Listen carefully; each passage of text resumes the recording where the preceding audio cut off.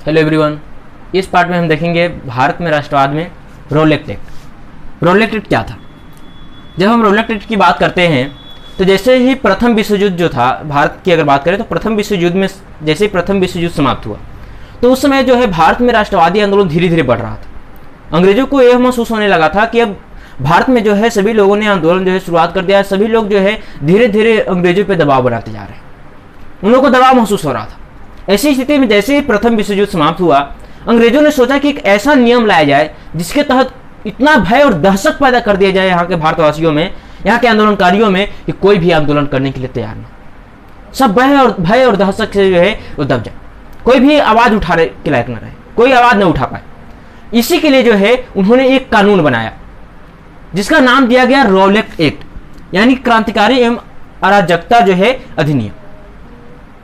इसके अगर बात करें तो इसका अध्यक्ष एक अवकाश प्राप्त न्यायाधीश जिनका नाम था सर जॉन रॉड।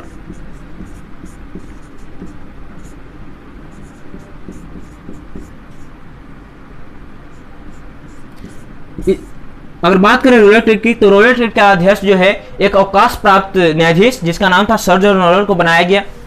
इस एक्ट में यह बताया गया रोलेक्ट एक्ट के तहत कि कोई भी व्यक्ति, इसमें यह बात को कहा गया कोई भी व्यक्ति भारतवासी पे बिना अभियोग लगाए हुए, यानी कि बिना उसके ज्यादा कोई गलती किए हुए उसको गिरफ्तार किया जा सकता है, केवल इस आधार पे कि वो आंदोलन करने वाला है, अंग्रेजों के विरुद्ध में कुछ करने वाला, लेकिन शक के आधार पे जो है किसी भी भारतीय को गिरफ्तार किया जा सकता है। और उस पर जो है भारी से भारी अगर बात करें तो गंभीर से गंभीर मुकदमा उस पर चलाया जा सकता है, यानी कि उस पर इतना मुकदमा चला के जो है उसको जेल में डाला जा सकता है। कोई भी व्यक्ति पे अगर शक हुआ तो उसको पकड़ा जा सकता है, इसमें को कोई रोकने टोकने वाला नहीं।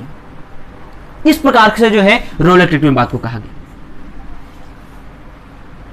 यानी कि इसमें बताया गया कि कोई भी भारतीय हो अगर उस पर शक होगा, शंका होगा, तो उसको जहां मन तहां, जब जो भी कर रहा हो उस पर अगर शक हुआ तो उसको जहां मन तहां से उठाकर लाया जाकर जेल में डाल देगा और उस पर गंभीर से गंभीर जो है आरोप लगा दिया जाएगा। उस समय अंग्रेजों का शासन था, जो चाहेंगे वो कर सकते थे।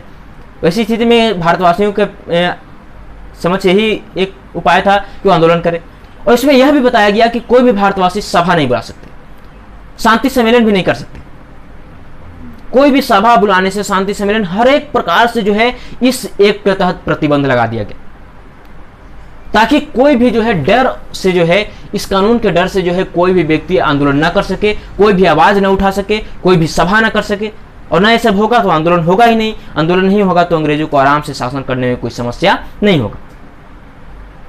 लेकिन जैसे ही ये आंदोलन भारत में आया 1919 में, तो इस आंदोलन को जो है जैसे ही पारित किया गया, इसका विरोध प्रमुख रूप से किया जाना शुरू हो गया। इसको पूरे देश में जो है महात्मा गांधी ने पूरे देश में इसको जो है काला कानून की संज्ञा दी, कहा कि जो कानून है ये सही नहीं है, ये हमारे मूल अधिकारों की हीनता का प्रतीक है और इसको काला कानून कहें,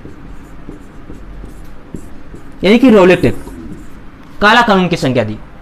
और इसके विरोध में जो है आंदोलन पूरे देश स्तर पर शुरू हो गया। इसका विरोध किया जाना शुरू हो गया कि जो है एक्ट है ये सही नहीं है, इसमें किसी भी व्यक्ति को अपराध किए ना करे उसको पकड़ के लेके जाता, उस पर आरोप लगा देता गंभीर से गंभीर और उसको मुकदमा चल जाता उस पर।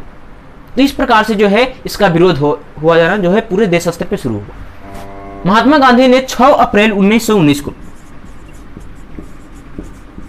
6 अप्रैल 1919 को जो है पूरे देश में जो है घोषणा किए राष्ट्रीय अपमान दिवस का, यानी कि ये हमारे लिए जो है वो राष्ट्रीय, एक तरह से कहें तो हमारे राष्ट्र का अपमान है।